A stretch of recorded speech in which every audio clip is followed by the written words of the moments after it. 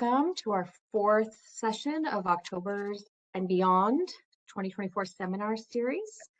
So the theme for today is how can your respirator stop things smaller than the filter and other challenges in respiratory protection.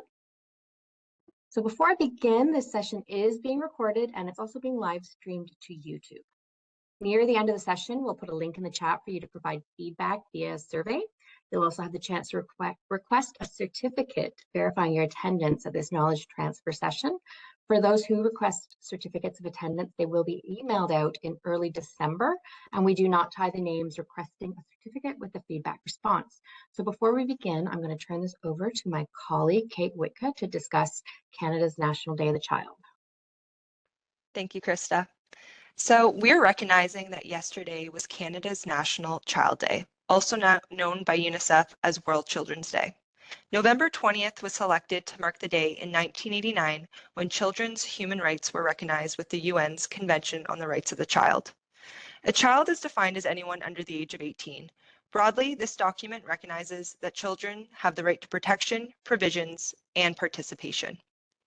OHCOW would like to specifically recognize Article 32 of the UN's Convention on the Rights of the Child, which addresses child work.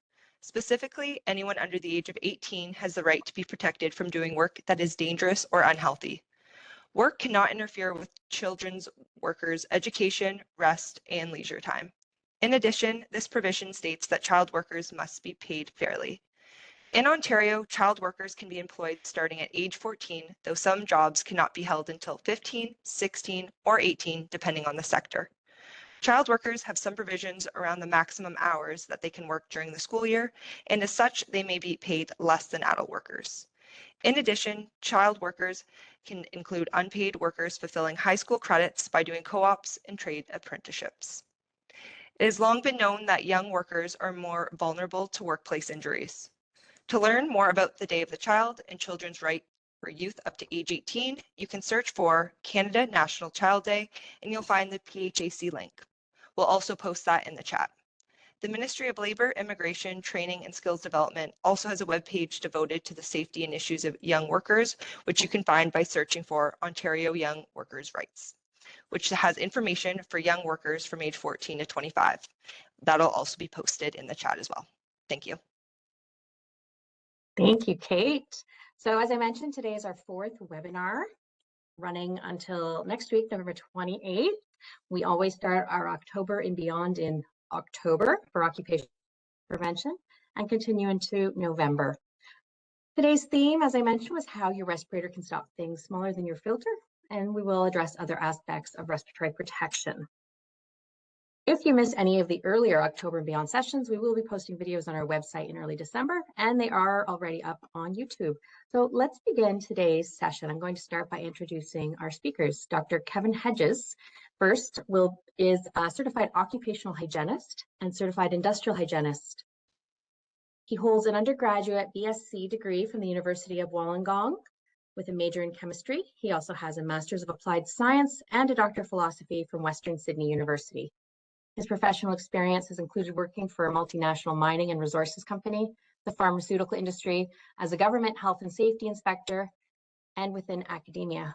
He is now employed here at OHCOW, and we're very lucky to have him. Dr. Hedges is also a former president and current board member of Workplace Health Without Borders, WHWB International. WHWB International has hosted many international webinars involving international experts, which can be viewed on the WHWB YouTube channel. And I'll also introduce Dr. Simon Smith.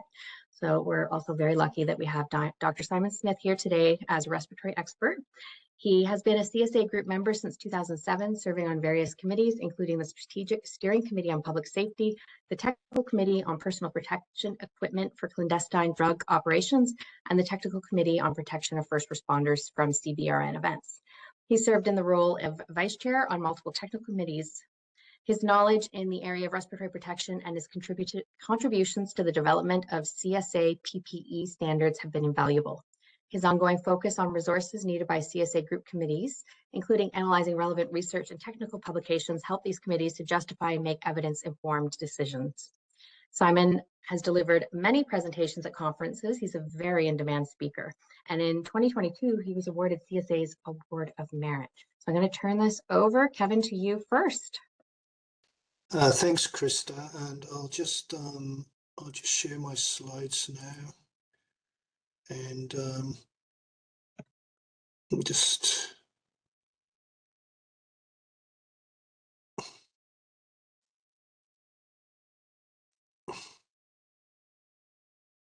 okay.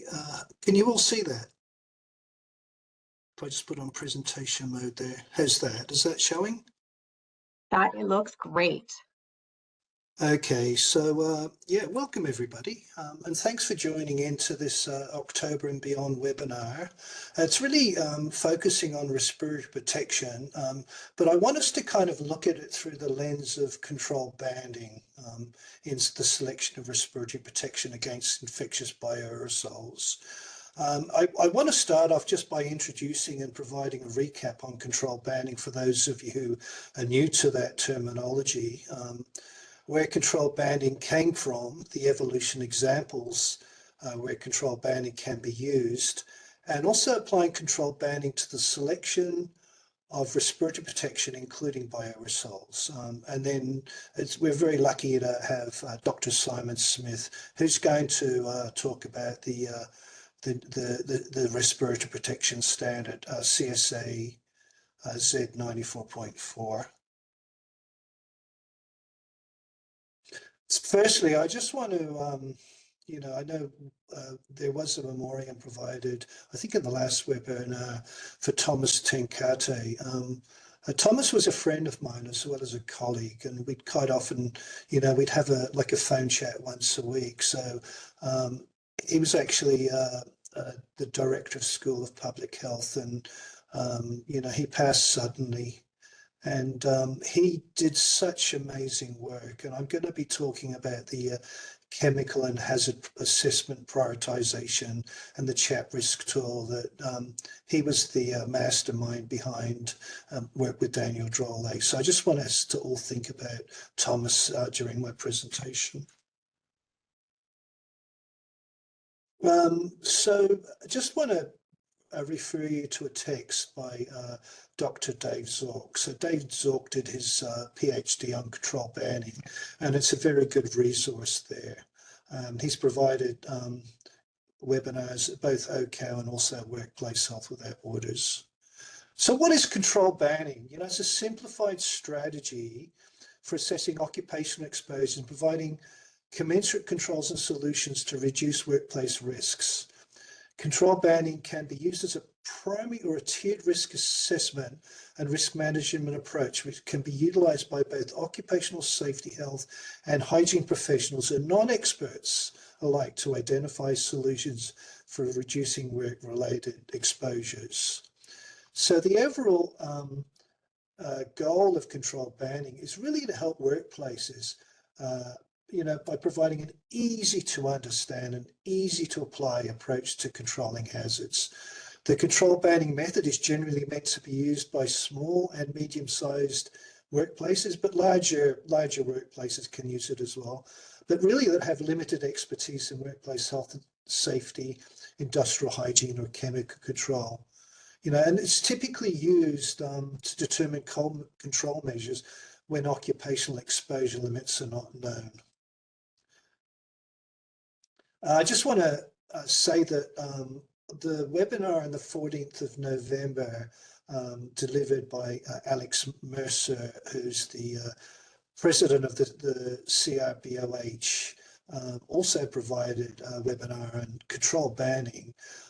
So if you want to have a look at that hyperlink, you can find more from Alex's presentation. Alex kind of concentrated more on the NIOSH occupational exposure banding, and I kind of the lens that I want us to look through is more controlled banding. So I just want to talk about where controlled banding came from, the evolution of examples of where controlled banding can be used. In a previous job that I had with a pharmaceutical company, you can see this is a tablet hopper, and they were feeding, this was at the design phase. An engineer said to me, Kevin, we want to design the hoppers so we're not exposing workers to the powder from the tablets. So I ended up applying the control banding approach at the design phase of this tablet feeder. And from my control banding assessment, what I determined was it needed localized exhaust ventilation. So you can see the hose there, that's a localized exhaust ventilation hose. So basically it's put under negative pressure. So the dust would be contained within the chamber, which worked quite well. The plant that I worked at did that. Other plants didn't around the world. And the plants that didn't do this control banding for the tablet feeder, the workers ended up having nosebleeds because this was a corrosive chemical on the uncoated tablets. So where does control banding come from? It actually comes from the pharmaceutical industry. And a fellow at Merck Sharp and Dome, Dr. Bruce Noman, provided a paper actually for the Australian Institute of Occupational Hygienists. So you can actually go to this hyperlink and find out the background between control banding. They have all these different performance-based exposure control categories from 1 to 5. So, 5 is the most hazardous and 1 is the least hazardous. So they've actually banded based on what they call lethal dose 50, for example. And then for the carcinogens and for the reproductive, the sensitizers, they're into 5 there. So, so the pharmaceutical company developed control banding, and then it further developed into and COSH Essentials, control of substances hazardous to health in the UK, was based on the pharmaceutical. So typically with control banding in the pharmaceuticals, we're talking about very, very, very low, ingredients in the tablet. So, typically, workplace exposures will go there, but when you think about pharmaceuticals, there's much lower exposures. I did a comparison of COSH Essentials with the NIOSH occupational exposure banding, and they should be the Toronto Metropolitan University, so they changed them from Ryerson now. So the control banding is really about providing control advice and target exposure ranges. The NIOSH occupational exposure banding is very handy when there's no occupational exposure limit, but it doesn't really provide good practice guidelines that control banding does. And the Toronto Metropolitan University CHAP chemical hazard assessment, risk it's called now, helps you prioritize and pull an inventory of chemicals and does a risk analysis on those chemicals. So each of the tools, so the COSH Essential tools gives target ranges. So basically each of the hazards expects you to have a range of exposures within each of these ranges. So as you go from A to D, then you want to reduce the exposures more. And there's the equivalent NIOSH exposure targets as well. The good thing about so NIOSH thinks about acute hazards. The Toronto Metropolitan tool also includes acute hazards, and it also includes systemic skin uptake absorption, which is very important for controlling skin and eye protection. The good thing about the chemical hazard assessment and prioritization process, you can actually say that it's COSH Essentials Plus, because it's actually integrated information from Arnone et al. So you can see that the CHAP risk is a little bit more evolved than COSH Essentials. So we're very lucky to have this here in Canada, and it would be good for more people to use it, to try it out. So it can be used in many different situations, control banding. If I take Dave Zork's book, this is just a quick photo of his book. You can apply it to ergonomics, nanoparticles, and safety. More recently, Mike Phipps contributed to this book, Welding Health and Safety. So they've actually introduced the control banding approach into welding health and safety. And I've just put the contents from the book there where control banding is incorporated for welding as well. You know, being quite active with Workplace Health Without Borders, we're able to engage, you know, international experts to present on control banding, Dr. Dave Zork and Dr. Thomas Tenkate and Mike Phipps. So you can actually watch that webinar and you can get a lot more. So this goes for close to 2 hours, but it's quite informative. I highly recommend you have a look at it if you want to find more about control banding. Control banding can come in lots of different forms. You know, COVID's still quite rampant out there. And, you know, it's very important that, you know, we ventilate workspaces. And one way to look at ventilation is by measuring carbon dioxide. And these particular devices, Aeronet 4s, you can actually measure carbon dioxide real time. But then you can compare the levels of carbon dioxide with the benchmark values. And, you know, typically we're trying to get levels below 800 ppm now. So this is just a color-coded chart based on CO2 levels. And this is a job that I was involved with not so long ago, where I used the chat risk tool for somebody doing car detailing. And they were actually detailing the wheel, or they were cleaning the wheels with this particular chemical. When I looked at the chemical, there are a lot of hazardous agents in that chemical. And one of the problems I saw was that when I went on the CAS number is a unique identifier for the chemical. One of the ingredients contained ammonium bifluoride. And the SDS didn't actually list ammonium bifluoride as being a H310. So when I did some background research, I found that ammonium fluoride can actually be fatal in contact with the skin. So they, you know, immediately stopped using this particular product. But just goes to show the value of this chat risk tool. It's a great screen to screen out these highly hazardous chemicals.